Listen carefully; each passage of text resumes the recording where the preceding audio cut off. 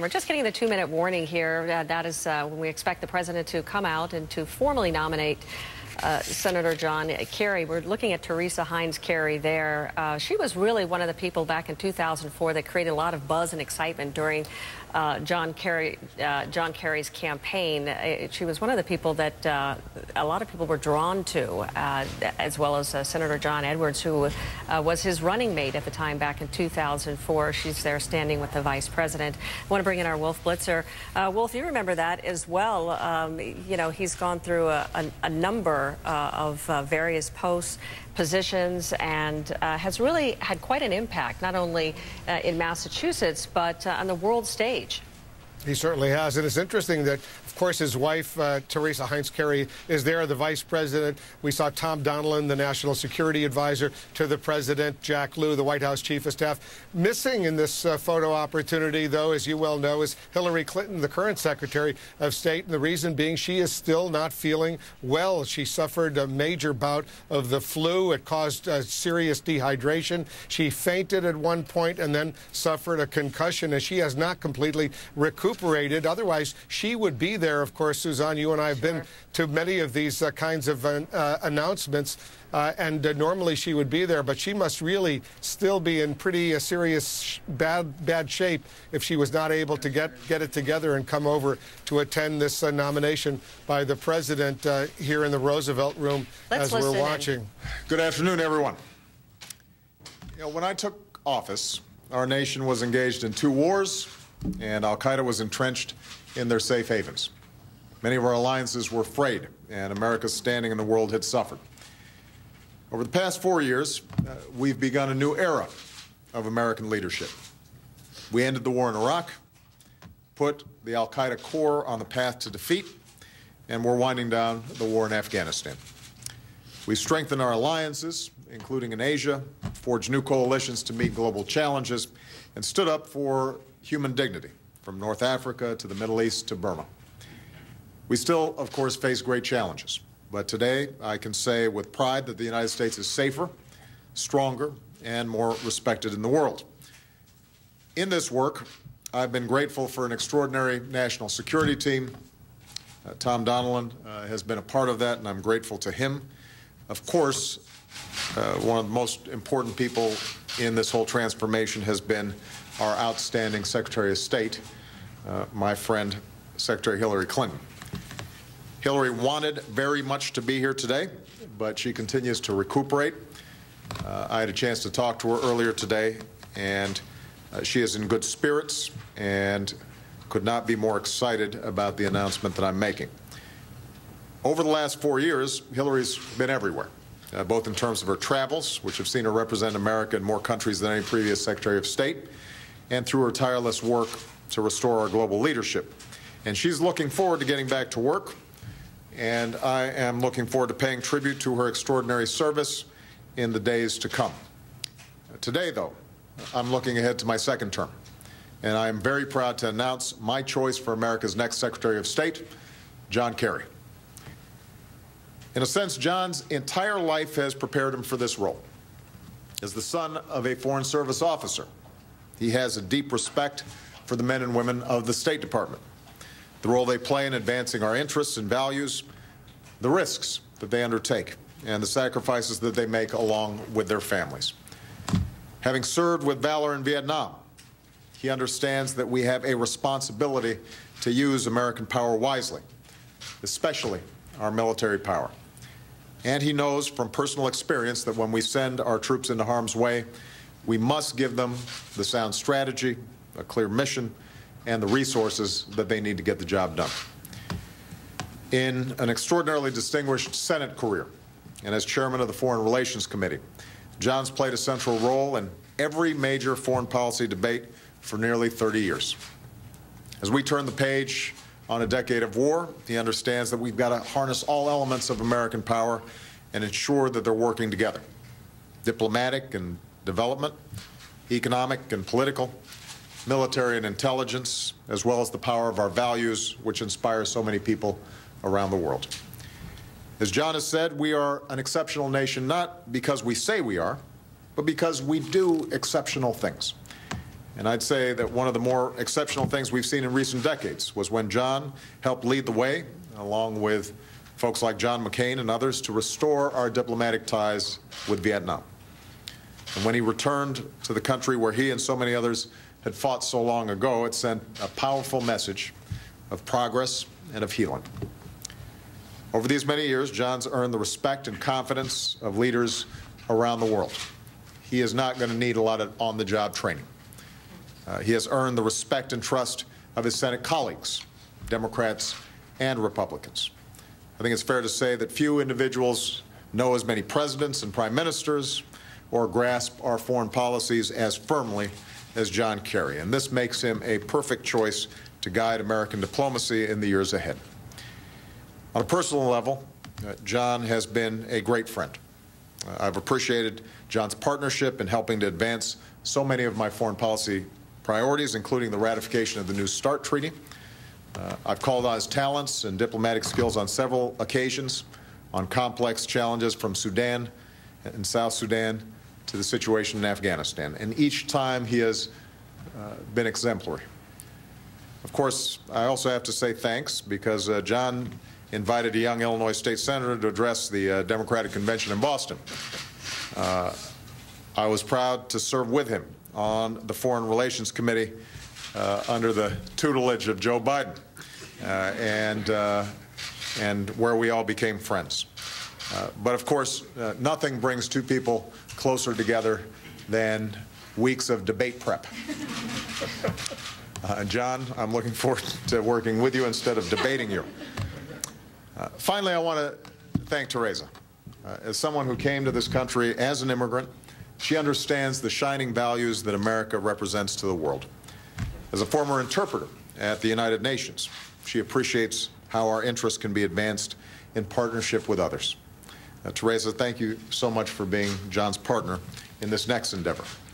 I have to say, I think I speak for John and Joe and myself. We just left Danny Inouye's funeral, a man who exemplified the very best of the U.S. Senate tradition.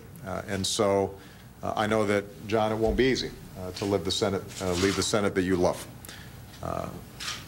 And I think it's fair to say that there are going to be some great challenges ahead. An uncertain world will continue to test our nation.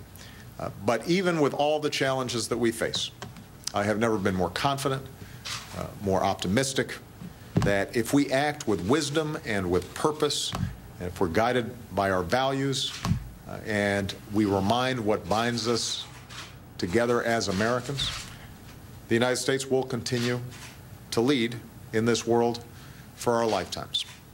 So, John, I'm very grateful that you've agreed to take on this new assignment. I'm confident that the Senate will confirm you quickly. I guess you won't be able to actually appear and preside at the same time, so we'll have to figure out how that works. But I know that you are going to be an outstanding Secretary of State. Thank you. Thank you so much. Congratulations.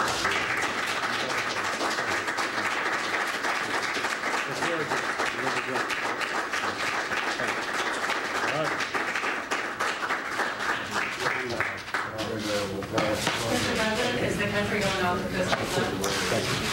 Mr. President, Still possible. Mr. President, fiscal cliff, is there going to be a deal? Mr. Vice President, please help.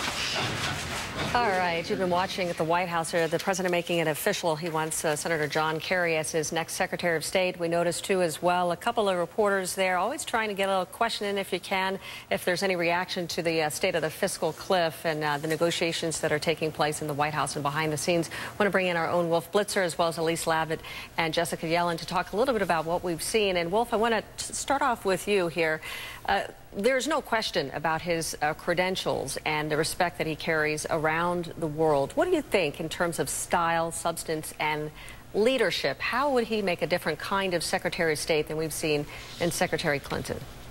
Well, Secretary Clinton was, as you well know, she really moved. She was constantly on the go. She never stopped. She went to all these countries. I think she broke all sorts of records. I know that Madeleine Albright and Condoleezza Rice and Colin Powell, they traveled a lot as Secretary of State. But I think Hillary Clinton broke all sorts of records, and I suspect, I don't know this, I'm not a medical professional, and I certainly don't have inside information, but the fact that she is as sick physically as she is right now, I suspect that little batch of travel, that last burst that she did over these past few weeks and months probably contributed to some of her ailments right now, the serious flu that she's been suffering from, the dehydration. She worked really hard, and I had a chance to spend a little time on one of those trips. She went to France, then Egypt, then Tunisia. I accompanied her on her plane, watched what was going on. She was nonstop. She took that kind of aggressive, nonstop travel from her, to a certain degree, from her husband, the former President Bill Clinton. I traveled with him all the time, and he was nonstop as well. He used to do day trips. We used to joke to Bosnia or Kosovo or whatever, and Hillary Clinton was like that. She moved, she moved, she moved. I suspect we're going to see a lot more of that from John Kerry in this second term. He knows he has 4 years now, let's say, to do what he needs to do. He's going to try to milk as much of that as he possibly can. There are so many international issues out there on the agenda. I was a little surprised, I have to say. I thought he would speak after the president nominated him, say a few words, but for some reason they decided he wasn't going to speak in the Roosevelt Room at the White House. Normally they do that, but for whatever reason we didn't hear from him. He likes to talk. We know that. Yeah, he does like to talk.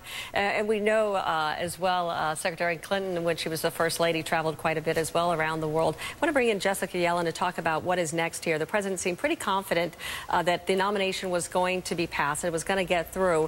There are two things that are going here. Obviously, his nomination process, but then you've got Massachusetts politics, and potentially an opening for Republicans to take that seat. Tell us a little bit about the jockeying that's going on there.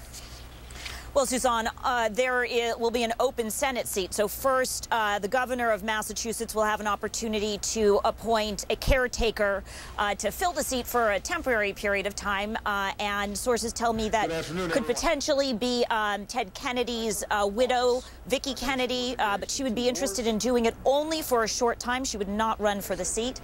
And then the question is, will it be Scott Brown, who lost re-election to Elizabeth Warren? Would he be the GOP contender facing off against a various slate of potential Democrats, who include a number of current members of the House of Representatives, and then the unknown glitzy name thrown out there is Ben Affleck. We joked about that earlier. And who knows? It's a list of unknown contenders, and its date is yet to be set. But the president also has a full plate of national security positions to fill in the rest of his cabinet. He still has a Secretary of Defense to nominate. He has yet to fill the vacant CIA post left by Petraeus's resignation. It's worth noting that he singled out his national security advisor, Tom Donilon, for praise in his remarks there. And so the president has quite a bit to do before the end of the year. Presumably he'll want to get it done by then. And some of those posts could get some attention, sure. Already generating a bit of controversy, and he'll have to make some tough decisions before all this wraps up, Susan. All right, Elise, tell us a little bit about the hot spots here. If he is in fact confirmed, what is he going to need to deal with first? I'm assuming that Syria is going to be pretty high on the list, and perhaps dealing with the potential of a nuclear Iran. Those are two of the very big issues that he'll be dealing with right away. And the Middle East is an area, Suzanne, where I think John Kerry is want to dive in and become very much involved. You also have the democratic crisis in Egypt right now with President Morsi. Senator Kerry has been to many of these places, and I think my understanding is, just from talking to some people that know him, is when Senator Kerry is interested in an issue such as the Middle East, he likes to drive down and become very involved in the nuances of an issue and try to drive it. Now, he can't, as Secretary of State, you can't be the Mideast peace envoy or the Egypt peace envoy. You have to look at the whole world. There's also what's going on in Asia right now with North Korea recently launched that long-range missile. They're concerned concerns about its nuclear program, this so-called pivot to Asia, if you will, how the U.S. counters China and engages with some of the countries in that region. And then you saw just this week, Senator Kerry was talking very much like a Secretary of State when he said that in the next Congress really needs to be going for more resources for U.S. diplomatic facilities and personnel abroad, because this blistering report found that security in the post in Benghazi was woefully inadequate leading up to the attack on the U.S. consulate, which killed Chris Stevens. So I think he's got a whole lot of international issues to deal with, but he's also going to be leading a department that, including its foreign staff, has 75,000 people. All right. Elise Labit, Jessica Yellen, Wolf Blitzer, thank you very much, all of you guys. We're going to take a quick break, and we'll be following this.